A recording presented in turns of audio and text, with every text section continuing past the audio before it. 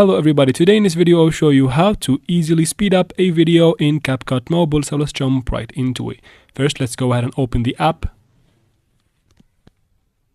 and then tap on New Project. From here choose the video that you want to speed up. Just tap on it and then tap on Add on the bottom right corner.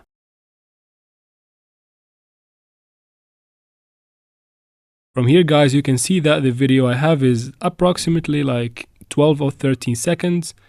So let's go ahead and speed it up and see how much it will be after that. So we tap on the video and then tap on speed on the bottom right here. Tap on normal for normal options. Tap on curve for advanced options.